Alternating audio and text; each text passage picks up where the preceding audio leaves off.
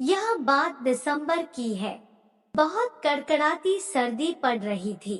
रात का समय है और मोटू सो रहा है और बहुत जोर से खर्राटे भर रहा है। मोटू के खर्राटे की वजह से पतलू को नींद नहीं आ रही, लेकिन कुछ समय बीतने के बाद पतलू की सो जाता है। लेकिन जब रात को 12 बजते हैं, तो अचानक पतलू की नींद खुल जाती है। पतलू को कुछ सुनाई देता है। जब है गौर से सुनता है, तो उसे गेट बजाने की आवाज आती है। फिर पतलू दरवाजा खोलकर बाहर जाता है, तो देखता है बाहर एक आदमी खड़ा है और उसके ऊपर सोने का प्रकाश आ रहा है। उस आदमी को देखकर पतलू डर जाता है।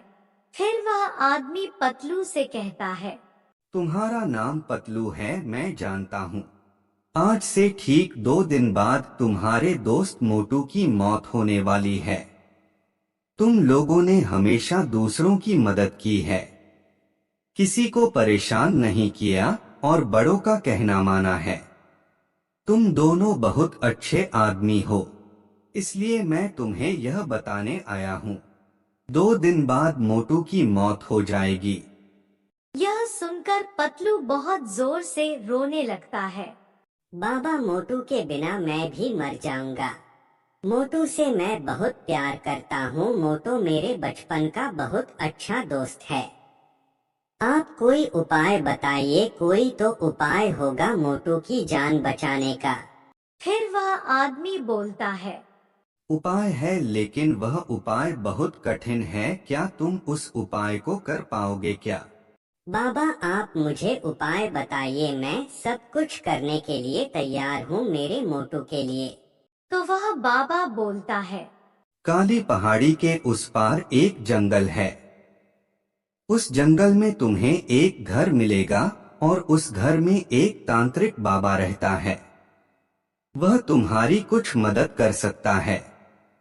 उसके पास एक जादुई पत्थर है।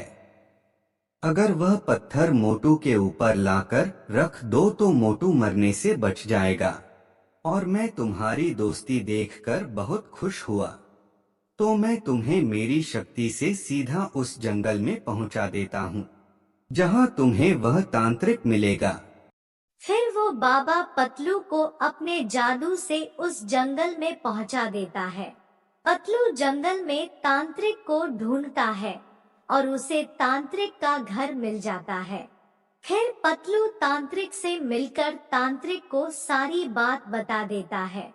फिर तांत्रिक बोलता है, लेकिन तुम्हें मेरे एक सवाल का जवाब देना पड़ेगा।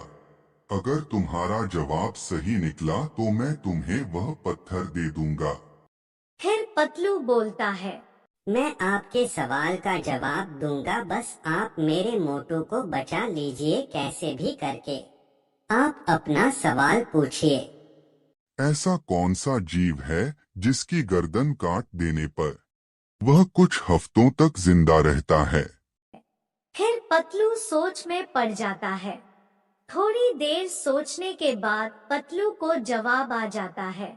फिर पतलू बोलता है, आपके सवाल का जवाब कॉकरोच है, क्योंकि कॉकरोच ही ऐसा जीव है जिसका सर काटने पर कुछ हफ्तों तक वही जिंदा रहता है। पतलू का यह जवाब बिल्कुल सही था। तांत्रिक पतलू से खुश होकर उसे वह पत्थर दे देता है। फिर पतलू मोटू के पास जाकर उसके ऊपर वह पत्थर रख देता है। इस तरह पतलू ने मोटू की जान बचा ली।